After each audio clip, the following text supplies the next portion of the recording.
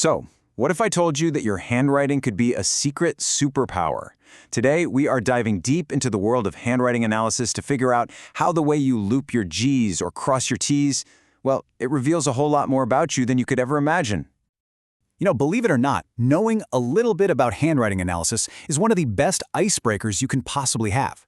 The analyst Bart Baggett, he calls it an incredible social lubricant.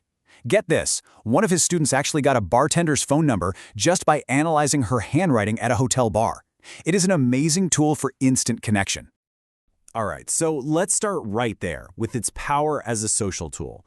Before we get into all the deep, heavy psychology, let's just see how this can spark some curiosity and reveal some pretty fascinating secrets about the people you meet every day.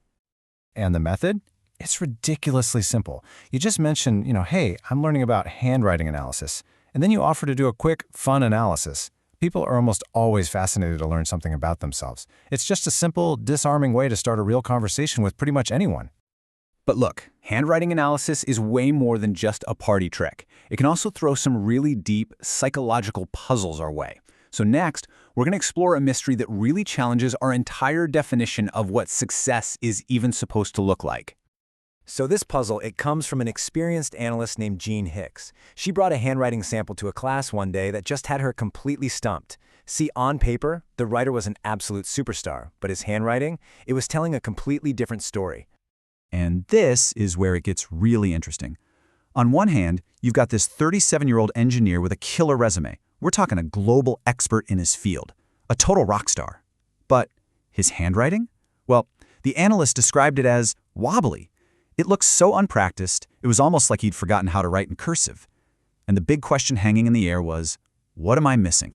So that's the central question, right? How can this professional powerhouse have such wobbly writing? It's a mystery that really forces us to look way beyond the surface. Okay, let's dive into this, because the answer isn't just in the handwriting itself.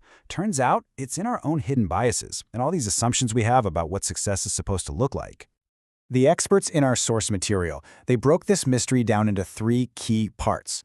First, the analyst's own bias. Second, the simple reality of handwriting in our digital age. And third, a much, much deeper truth about what really drives massive achievement.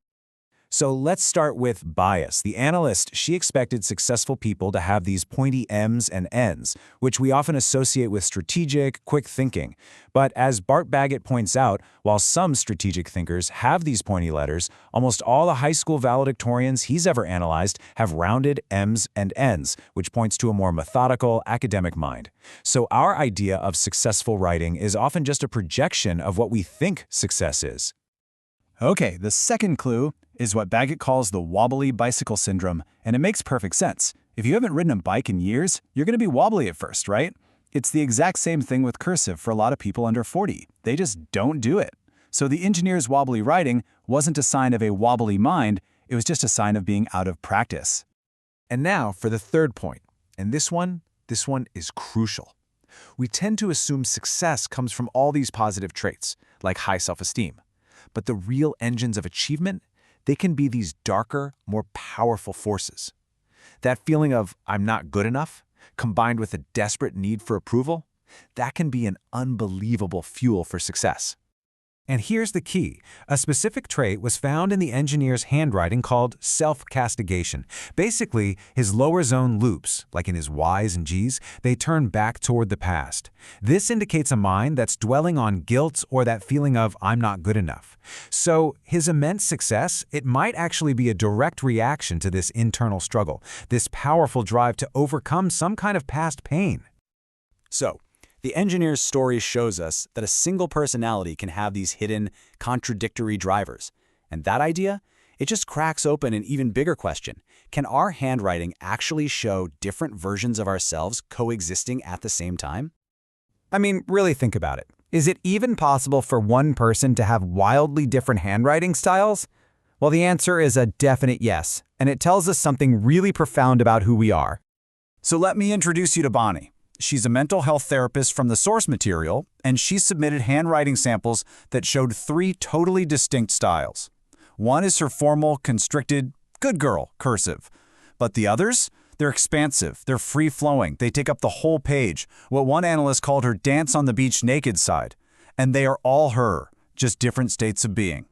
And this leads to this really powerful idea called graphotherapy. So if your handwriting reflects your mind, could changing your handwriting actually change your mind? For instance, a trait like stubbornness can show up as a pyramid-shaped T, and it's often a defense mechanism from childhood. So by consciously changing that stroke, you can actually start to dismantle that old defense. And this gets to the absolute core question of this kind of therapy. Look, those defense mechanisms are useful when you're a kid, but as an adult, you really have to ask yourself, when does that old psychological armor stop serving you? At what point is it time to put the weapons down? Okay, we've looked at letters, we've looked at loops, but one of the most powerful insights comes from something we almost always ignore: the blank space on the page. That's right, your margins. The empty space you leave around your words is just as revealing, maybe even more so than the words themselves. It speaks to your psychological boundaries, your relationship with authority, and even your connection to your past and your future. So here's a quick breakdown. A really wide top margin can indicate some distance from authority. The right margin, that relates to the future and other people. But it's the left margin that holds our final, really powerful insight. It represents your past, your origins, your family. So I'm going to ask you this question directly. The next time you write something, take a look at the page. Are you unconsciously drifting away from that left margin as you write your way down the page? Because, as one analyst, Josephine Diamond, puts it, avoiding the left margin is an unconscious sign that you're avoiding your past. It is this powerful visual metaphor for unresolved issues. So what story is the empty space on your page telling? Now that's something to think about.